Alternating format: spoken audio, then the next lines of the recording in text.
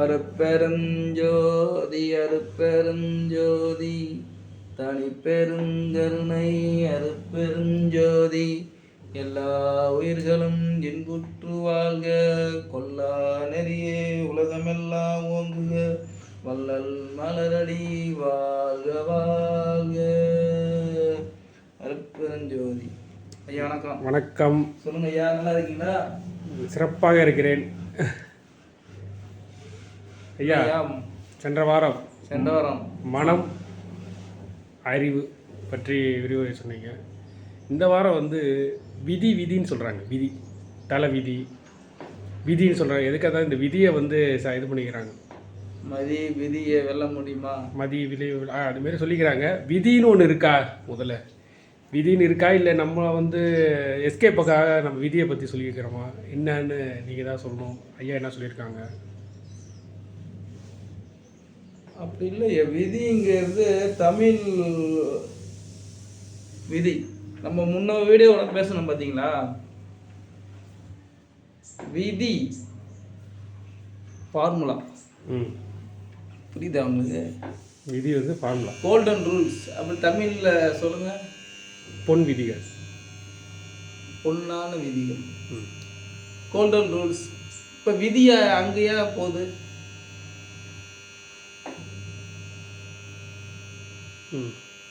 எல்லாம் எப்படி எல்லாம் விதி அப்படின்னு சொல்றாங்களா? அது விட்டுருக்கு சாமி, அது வேற சவுண்டு. இப்போ ஒன்று நடக்குன்னா எல்லாம் விதிப்பா, என் தலையெழுத்து பாக்குறேன். அது எழுத்துங்கிறது உண்மை.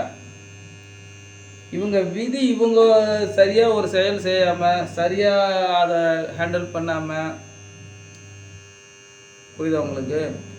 இவங்க ஒரு தோல்வி அடைஞ்சிட்டா, ஒன்றில் அசிங்கப்பட்டா அப்படின்னா எல்லாம் என் விதிப்பா அப்படிங்கிறது.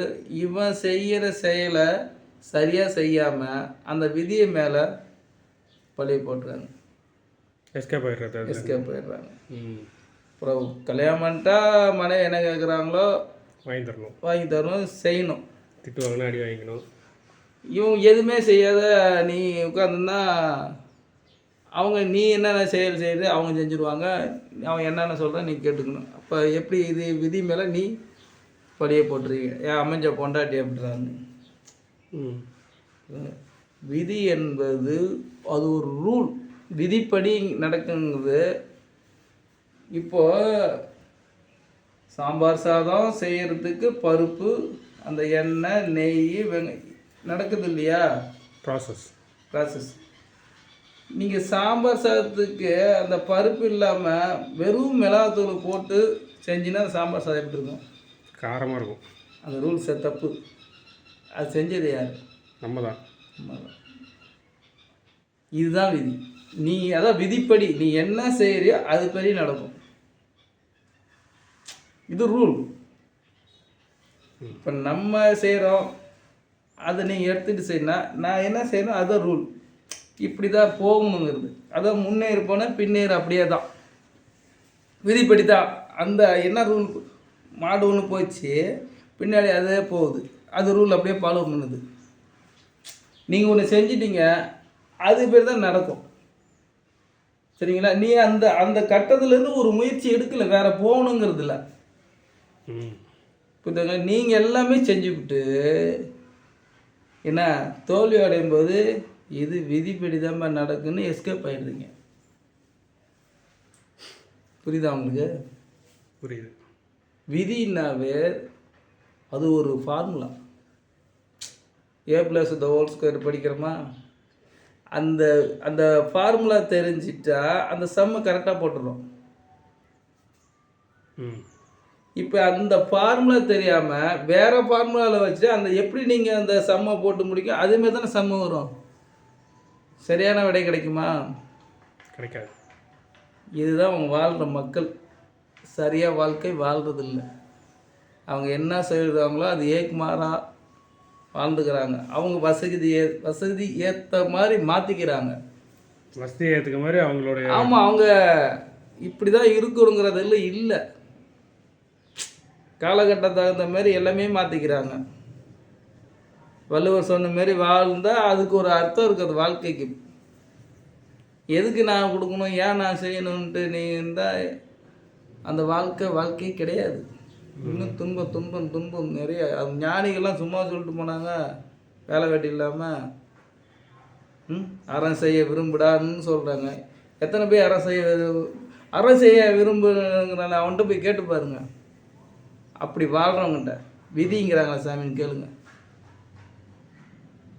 விதி கிடையாது, முன்னாடி போடாண்டுவோம். அந்த செயல் தானே வருது. நீ என்ன செய்யல பலன் திருப்பி வரப்போகுது. நீ துன்பமே நீ தீம்பு செஞ்சால் உனக்கு தீம்பு பல மடங்கு உனக்கு திரும்பி வரும். நன்மை செஞ்சால் உங்களுக்கு பல மடங்கு திரும்பி வரும். அவ்வளோதானே. நீ விதி எங்கே வந்தது? விதியை நீங்கள் எங்கே எடுக்கிறீங்கன்னு தெரில. வாழ்க்கைக்கு தலை எழுத்துன்னு ஒன்று இருக்குது. நம்ம பேசியிருக்கோம். அது தலையெழுத்து இருக்குது. அந்த தலையெழுத்து யாருக்கும் தெரியல. பேசியிருக்குமா இல்லையா? பேசியிருக்கோம். தலையெழுத்தை பற்றி பேசியிருக்கோம். தலையெழுத்து பேசியிருக்கோம். தலையில் ஒரு எழுத்து இருக்குது. அந்த எழுத்து இன்னும் மக்களுக்கு தெரியல. அதை தெரிஞ்சுக்கிட்டானா அவன் விதிப்படி நடக்குது அதுலாம் சொல்லவே மாட்டான். எதோ இருந்தாலும் நம்ம செயல் தான் சாமி. விதியை நீங்கள் பழைய போடுறீங்க. இந்த ரூலை எதுக்கு தூக்கி நீங்கள் வச்சுக்கிறீங்க? நான் போனேன் இந்த இடம் நடக்க, நான் போகாத போயிட்டா நடந்ததுன்னு சொல்லணும். நேற்றே நான் வந்திருக்கணும், இது நடக்காத போயிடுச்சு அப்படிங்கிற ஒரு செயலுக்கு வந்துருக்கணும். அது இல்லாமல் நீ எல்லாம் தப்பு செஞ்சுக்கிட்டு நீங்கள் விதிப்படி நடக்குதுன்னா அது எப்படி? எல்லாம் முழுக்க முழுக்க முழுக்க இந்த நன்மைக்கு, இந்த வெள்ளை சட்டைக்கும் காக்கி சட்டைக்கும் கிழிஞ்ச சட்டைக்கும் கோட்டு சூட்டுக்கும் எல்லாமே நானாக ஏற்படுத்திக்கிது. நானாக முட்டி போட்டியாது. எந்த சட்டைக்கு போனாலும்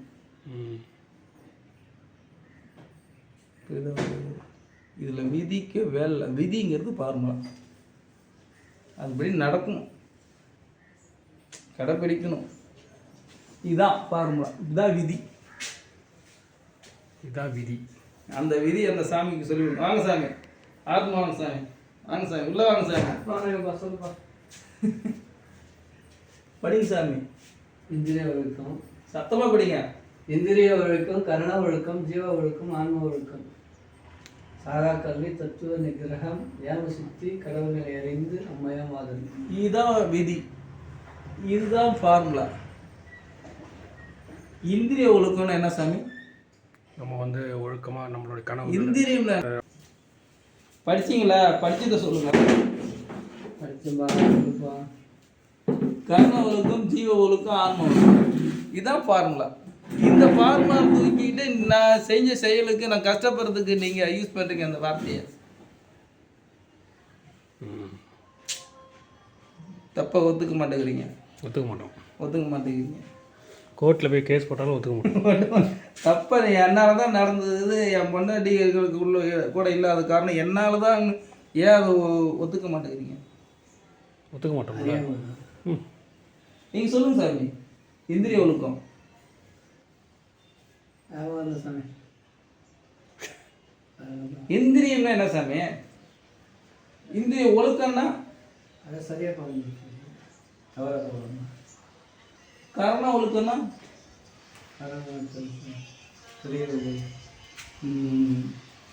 ஜீவ ஒழுக்கம் தெரியல. எல்லா ஜீவனையும் ஒரே மாதிரி பார்க்குறது ஜீவ ஒழுக்கம். ஜீவன் எல்லா உயிர்களையும். ஆன்ம ஒழுக்கம், ஆன்ம ஒழுக்கம் அது நல்ல சாமி. கர்ம ஒழுக்கம் ஃபார்முலா சொல்கிறேன். இதான் விதி. தப்பு வார்த்தையை எடுத்து எதுக்கு விதியை சொன்னாங்க, எதுக்கு இருக்குது. அதுமாரி தான் இந்த தீட்டுன்னு ஒரு வார்த்தையை சொல்லிவிட்டு அதை படாத பாடுபடுறது தீட்டு வார்த்தை. ஆமாம், அவங்க சொல்லிட்டாங்க தீட்டுன்ட்டு. தீட்டுனா நீங்கள் மாதவிடை எடுத்துக்கிறாங்க, இது ஒரு எடுத்துக்கிறாங்க, சாவு வீடு எடுத்துக்கிறாங்க, தீட்டு அதுதான்ட்டு அறியாமல் தப்பு. அதுவே தீட்டுன்னா அறிவு ஒன்று சார்பு. கத்தியை தீட்டுறாங்கிறான், அந்த வார்த்தையை எடுத்துக்கிட்டான். தீட்டுன்னு சொல்கிறா இல்லையா, கத்தியை தீட்டிட்டு வராங்கிறான். அப்பயே அந்த தீட்டு அங்கே எடுத்துக்கிறான்.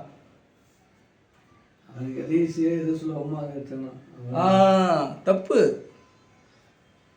அதேமாரி விதின்னு எடுத்து வந்துட்டாங்க. விதி எங்கே எடுத்துக்கிறான்? இவன் தப்பாக நடக்கும்போதெல்லாம் விதின்னு எடுத்துக்கிறான். தன்னுடைய ஒழுக்கத்தினுடைய ஒழுக்கமே தான் காரணம். அவன் செயல் செய்ய முடியாமல் தோல்வி அடைந்த போனால் விதின்னு முடிச்சிடறான். விதி நம்ம ஐயா சொல்லிக்கிட்டு விதி இதுதான் விதி, இதுதான் ஃபார்முலா, இதுதான் கோல்டன் ரூல். மனுஷனாக பிறந்தா இப்படியெல்லாம் இருக்கணும். இதுதான் விதி. இந்த விதி பேர் அடைஞ்சா அதுபடி நடக்கும். இந்த இது விதிப்படி போனீங்கன்னா இதுமாரி நடக்கும். ஒழுக்கமாக நடந்தேன்னா அதுக்கேற்ற வாழ்க்கை, ஒழுக்கம் தவறி நடந்தால் அதுக்கேற்ற வாழ்க்கை, அதுக்கேற்ற உடம்பு வந்துட்டா. எது விதி? நம்மளோட ஃபார்முலா, வாழ்க்கை முறை. ஆமாம், அதுதான் விதியை வந்து தப்பு நடக்கும்போது தோல்வி அடையும் போது விதிப்படி நடக்குதுங்கிறது தப்பு. விதிப்படி நடக்குன்னா அவன் செஞ்ச செயலால் அது தானாக வருது. இந்த ஃபார்முலா பண்ணால் அந்த இடத்துக்கு போகலாம். என்ன இன்னும் வேற தப்பான போனால் அந்த இடத்துக்கு போகலாம். புரியுதா உங்களுக்கு? இதுதான் ஃபார்முலா. சாகா கல்வி முழுவதும் தத்துவ நிகிரகம். தத்துவ நிகிரகம் என்ன சாமி? தத்துவ நிகிரகம்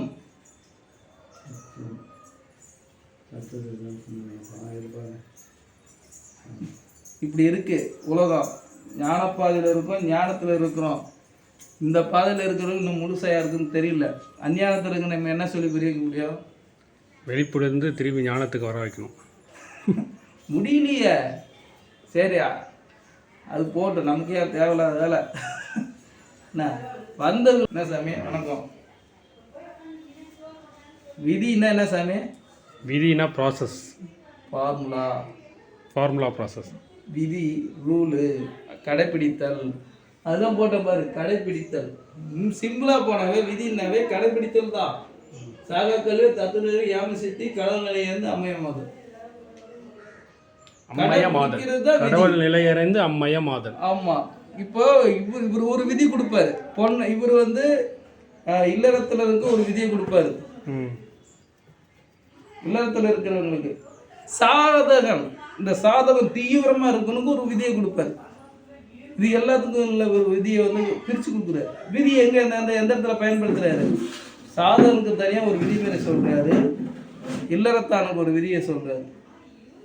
இல்லறத்தானு 14 நாளுக்கு ஒரு முறை உடலை வச்சுக்கங்கிறாரு. சாதகனுக்கு கூடவே கூடாதுங்கிறாரு. இது விதி. ஃபார்முலா இதை அவர் பொண்ணான விதியை 2ஆவது விதியை பிரிக்கிறார். விதியை எந்த இடத்துக்கு எப்படி பயன்படுத்துகிறாங்க? தோல்விக்கோ முடியாததுக்கோ உடஞ்சி போய் உட்கார்ந்ததுக்கோ விதியை அந்த வார்த்தையை பயன்படுத்துகிறாங்க. விதியை ஃபார்முலா, விதியை செயலுக்கு. இது கடைப்பிடித்தல் தான் விதி. நான் காலைல இருந்தவொடனே கரிசாலை எடுப்பேன், நான் பருப்பு மட்டும் தான் எடுத்துக்குவேன், பொரியலில் சேனக்கிழங்கு தான் எடுத்துக்குவேன். இது கடைப்பிடித்தல், இதான் விதி. நான் இந்த நேரத்தில் இங்கே இருப்பேன், இந்த நேரத்தில் நான் இங்கே வருவேன், இந்த ரூலை அப்படியே ப்ராசஸ் வர, அதுதான் விதி.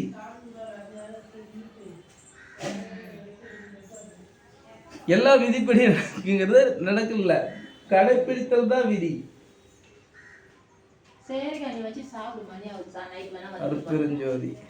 நான் இங்கே வந்துக்கிறேன்.